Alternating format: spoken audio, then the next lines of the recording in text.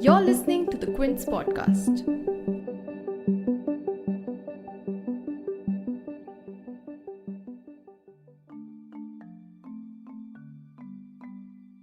How did Lord Hanuman, the ejected ISI spy Mehboob Rajput, and Bollywood actor Riteish Deshmukh end up being farmers eligible to receive funds from Prime Minister Narendra Modi's flagship welfare scheme, the PM-Kisan scheme, which is meant to aid poor farmers? In an exclusive investigative report by the Quint, it was found out that scamsters successfully registered for the scheme on the PM-Kisan portal using a bank account number, land record details, a phone number, and publicly available Aadhaar numbers of Lord Hanuman, Mr. Deshmukh, and Mehboob Rajput to receive direct benefit transfer installments worth Rs 12,000. This despite the government repeatedly assuring that Aadhaar cannot be used to commit fraud. So what does it say about the loopholes in our government schemes meant for the poor? To discuss this in details, I'll be joined by Sushovan Sircar, who reports on cyber policy at the Quint, and our legal editor Vakasha Sachdev. You're tuned in to The Big Story, the podcast where we dissect the headline-making news for you. And I'm your host, Shorbori. The PM-Kisan Samman Nidhi or PM-Kisan is a central scheme fully funded by the Government of India. It was launched on 1st December 2018. Under this scheme, an income support of Rs 6,000 per year in 3 equal installments is meant to be provided to small and marginal farmer families having combined landholding of up to 2 hectares. And according to a reply in the Lok Sabha on 9th September, Union Agriculture Minister Narendra Singh Tomar said that a total amount of Rs 94,119 crores had been disbursed to 10.21 crore beneficiaries across the country. But how much of it has actually gone to the farmers who need it? That's a big question. Reports from Tamil Nadu from early in October this year talked about how the Tamil Nadu Agriculture Department busted a scam in which Rs 110 crores was siphoned from PM-Kisan towards lakhs of ineligible beneficiaries. And then there were similar reports of irregularities from Assam as well. Following a probe initiated under the orders of CM Sarbananda Sonowal, field officials said that they were able to identify 9,000 ineligible persons on the beneficiary list from just one single district, Lakhimpur. So now coming to the modus operandi of the scam, how did fraudulent activities of such an immense scale even happen? How could ineligible persons so easily register into the scheme? How did they forge fake identities of a Bollywood actor, an ISI spy, and a Hindu deity and pass them off as valid identities? Sushovan explains it step by step. So this entire modus operandi can be broken down into 4 steps, from acquiring an Aadhaar card to getting cash from this PM-Kisan scheme. So step number 1 is getting hold of Aadhaar cards that are available in the public domain. So what are these Aadhaar cards that are available in the public domain? Now many of us submit our Aadhaar at many places, say at a hotel, or even the local cable operator will want an Aadhaar card for verification and so on and so forth, or colleges ask for it, but they don't store it safe enough.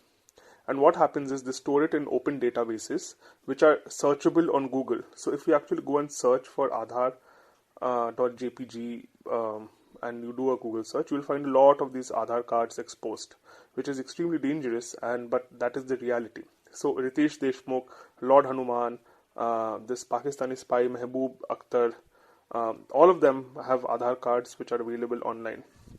So these were used to create a fake Aadhaar card, so as to speak. Now step 2. Now the scamster has an Aadhaar number. Now what they do is they create a new bank account which is linked to this Aadhaar number, and the name of the bank account holder and the name of the Aadhaar holder is the same, so as to sort of not raise too much suspicion. So Riteish Deshmukh's Aadhaar was used to open an account in the name of Riteish Deshmukh at Dena Bank in this village in Gujarat. So now the scamster has a bank account which is linked to this Aadhaar number. Now step 3 is applying for the PM-Kisan scheme. Now you can go online to the PM-Kisan website and you can register yourself as a beneficiary. So to register yourself, you will need A, an Aadhaar number, B, a bank account which is seeded with the Aadhaar, C, you will need land record details of the land where you work as a farmer. And 4, you will need a phone number. Now, once you enter these, you can successfully register to become a beneficiary. Now, step 4 is you getting verified and you getting approved as a beneficiary for the cash to be transferred to your account. So there is a software which is used in most DBT, direct benefit transfer schemes like Manrega and so on and so forth. It's called the Public Finance Management System, or PFMS. And this basically triangulates your data, checks your data to see if your Aadhaar is valid, if your bank account is valid and all of that. And once it does, it approves your account, and that money is automatically transferred to your bank account. So this is basically the modus operandi, and the scary part is that all of these bank accounts and Aadhaar numbers and these so-called people who registered got approved, and money actually got transferred to those accounts, which was supposed to be transferred to a small and marginal farmer who needs that money. But how did Lord Hanuman get an Aadhaar number? So I think what it is, I mean, it is just so hilarious, right? That we have a situation where Lord Hanuman can get an Aadhaar card, and the best part is when that Aadhaar card was issued. This was back in 2014. It's not even as though it says Lord Hanuman but has a photo of an actual person. It has an actual photo put there of random or like, someone just taken a photo of Hanuman from the internet and put that in. Now, so what exactly does that tell us? How does that kind of happen? Now, this sort of was back in 2014. You hadn't had the Aadhaar Act come in and sort of the new, slightly more well put together rules. I mean, and I say that only in terms of the fact that there were some proper actual formal systems put in place after 2016. But as Sushovan will explain to you soon, even those formal systems haven't exactly meant much. But when we're going pre-2016, it's basically the wild, wild west. And you could basically have this anyone you had, if you remember, like you might have seen those little small scale kind of Aadhaar enrollment operators, which is random little shops set up all over the place. And the idea was they are supposed to do the process properly, right? They take an actual photo, they verify your thing, they see your other identity, and then once all of that's done, they're taking all your biometrics, and only then they're registering the card. Now, the whole process of Aadhaar enrollment at that time was up to these guys. So essentially, you paid them a bribe, you paid them a bit of money, and they could pretty much get away with everything. Now, should there have been some sort of audit in process which the UIDI itself took, set up? Sure, but at that time we didn't have it. So what could essentially happen was the enroller knows full well this is a fake card, but they have the power to authorize all of this. If you remember, there was a whole thing in the Tribune which had found out about this, about how they have the power to sort of authorize these kind of things, and that's basically what happened here. They authorized some enrollment guy sitting in Rajasthan basically was like, yeah, okay, cool, I'll take some money and let this person set up, and essentially, so all the info goes in there. It'll have been seeded with some random fingerprint maybe, and then you get the Aadhaar number. Now, the problem, of course, is that once that's in place, there needs to be some action taken against it. One, as we said, there should have been some sort of audit, which didn't happen. But in 2014, when this news got out, Business Standard did a report on it. In 2014. And the number was supposed to have been deactivated after that, but actually it was still being utilized for setting up bank accounts even later. There's a report in The Wire which went into this in 2018. And of course, now as we found, it was still being used to set up, to run stuff on account. There were active accounts for it in 2019. Now, this account is, the PM-Kisan account enrolled with, sort of registered with this Aadhaar number is no longer operational. But it just shows you sort of this is actually an example of just how messed up the whole Aadhaar process pre-2016 was, and the kind of vulnerabilities that has seeded into the system, because the majority of Aadhaar numbers generated is actually pre-2016, pre the Aadhaar Act. So it talks to you about the scale of the kind of vulnerabilities which potentially exist in the system, because you could just have these completely random people put in, and there is no process to weed out these people, even when this has gotten into the public domain. The 2-part exclusive investigative report that Sushovan and Vakasha worked on is also available on the Quint website, so please do check it out. But moving on, Isn't there a verification process by linking Aadhaar to bank accounts to avoid this kind of fraud? That's right. There is indeed a verification process to prevent precisely this kind of fraud. Now, banks would earlier insist on an applicant having an Aadhaar number and then seeding that Aadhaar number with the bank account in order to perform what is called an eKYC. So, in 2018, the Supreme Court, in its Aadhaar judgment, said that banks cannot use eKYC, banks cannot insist on Aadhaar because Aadhaar was primarily meant for direct benefit transfer schemes of the government. So banks or your mobile operators, etc., cannot insist on Aadhaar eKYC.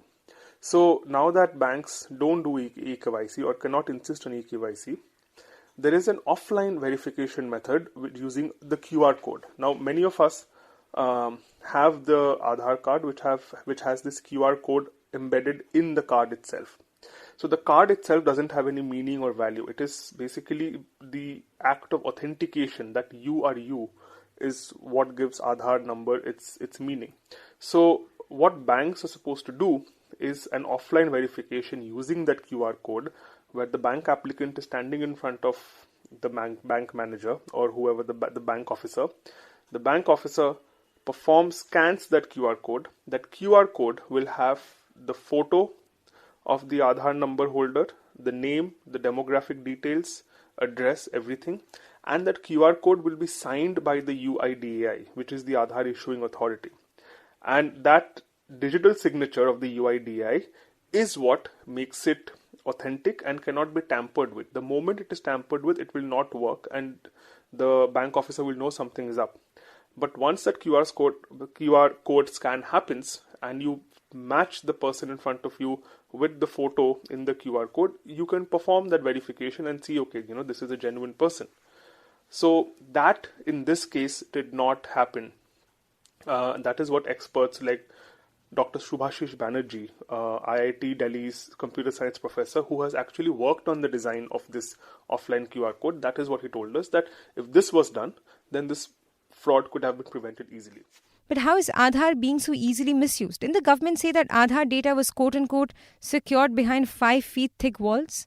Yeah, and many people won't believe that that the Attorney General in the Supreme Court, when the Aadhaar hearings were going on in the Supreme Court, the Attorney General of India, K.K. Venugopal, had said that Aadhaar is secured behind 20 feet walls, so it cannot be breached, and that led to a lot of memes and a lot of jokes because data security was being equated with the security of actually having a physical wall. But that aside, there are two things to this. One, breaching the data of people in the central database where the biometrics and the demographic data is stored. So in this case, that data is secure. No one is tampering with the data of people that is stored in the database. But does that mean that misuse of Aadhaar cannot be done, or Aadhaar cannot be misused to harm people? Of course it can, and this is a prime example of that, where publicly available Aadhaar numbers of people, say if my Aadhaar tomorrow is not stored properly by somewhere that I have given my Aadhaar as an identity proof and my Aadhaar is available on a Google search, we now know that a scamster can use my 12-digit Aadhaar number to do something like this and make money out of it while using my ID, impersonating me, to register me as a farmer or to register me as an applicant for a housing credit in the PM Awas Yojana or some other scheme, and getting money which does not belong to the scamster and is denying an actual beneficiary the money that a poor farmer should be getting. So I am harmed, the farmer who's supposed to get the money is harmed, and the government itself is getting harmed because it is a loss to the government exchequer. So, and that is happening by misusing an Aadhaar. But now the important question is, what does such a large-scale scam reveal about our system? Are vulnerabilities being ignored? What can be done to address them? Vakasha takes us through the gaps there are in the very implementation of these schemes. So, Sushovan's now taken you through how this whole system works, right? And sort of problems with the verification system. I talked to you earlier about the vulnerabilities which exist because of the Aadhaar system pre-2016 and how that, for instance, led to the Hanuman situation. Now, I think what this tells us is that what this tells us about the vulnerabilities of the system as a whole is that we don't have sound enough architecture when we're trying to create these grand schemes here, right? The scheme itself of PM-Kisan is fine. That's not the problem. The problem is the way we're implementing these schemes is not the most sensible. So, Professor Banerjee, as you know, we've already heard Sushovan talk about some of the things that she pointed out. He pointed out that from the very start, if you have a system which is making payments with an Aadhaar linkage, right, with accounts which are linked to Aadhaar, then the bank accounts and the whole verification system, if that is also based on Aadhaar, you're immediately opening up a way for fraud, because instead of having two potentially distinct sort of verification processes which have to be matched before you agree to actually make these payments, you've got the whole thing is just this one ecosystem, right? And that's quite a dangerous thing. Now, again, the way it's supposed to work in an ideal world, with the offline Aadhaar authentication, with the OTP identification, and even with just the basic biometric authentication, which is supposed to take place with Aadhaar, you should be able to get away with this. But the problem is what happens when at source you've been able to create an account which uses these fraud details. Now, then you need to look at the question of, okay, what are the additional audit mechanisms? As we said, there's nothing of that sort. There's not enough of that sort for Aadhaar in general. And then we look at PM-Kisan. You've got the PMFS accepting the registration of these accounts with very little verification process. If the only basis which the PMFS and the whole PM-Kisan scheme is using is saying, okay, has this person got an Aadhaar card, which is effectively what seems to be the case here, then that's again a complete mess. There have to be more levels of authentication if you really want to have a secure system.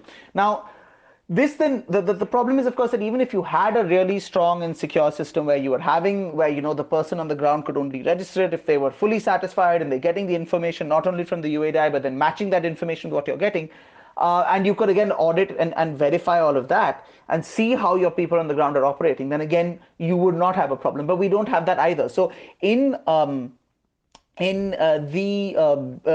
response given in the Lok Sabha, which we referenced earlier from Agriculture Minister Narendra Tomar, he said that you're looking at even the sort of verification of the Aadhaar number separately along with then what's been submitted to the PMFS. That's being done in 5% of cases on a year-on-year basis. That's nothing. If you're doing it at that level, you're going to just have a situation where a person can go through all of this, they get a bunch of payments, and then, for instance, you could even just withdraw from the system by the time the any potential audit is done. And what is the information you're having to submit? All the things which could potentially get you into trouble, where there is the UIDI looking at it, is just the Aadhaar number. The UIDI is not going to sit and verify your land registry details. They're not going to sit and verify whether or not your bank account is actually tied to the land which you're claiming and assess whether or not you're a farmer.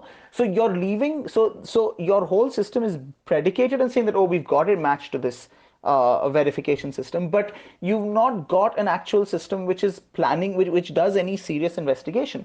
And the PMFS scheme right now and the way it's operating is evidently the problem, whether it's this modus operandi or the other situation where I think in Tamil Nadu what they had found was that you again were just having these verifications being done by bureaucrats on the ground. So even where a valid Aadhaar account and a bank account is there, even where people didn't actually have eligibility for the scheme, like you just had corrupt officials signing onto it.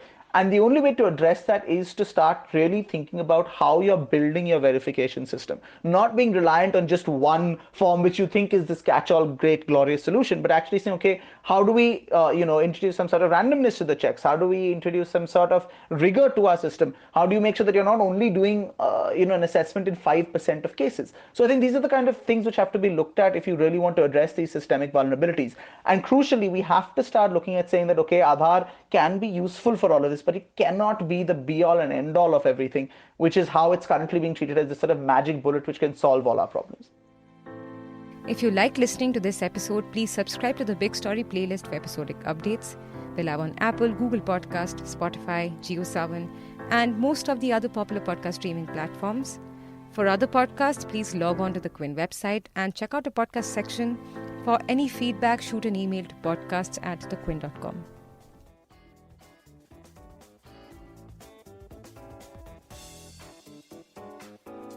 Thanks for listening.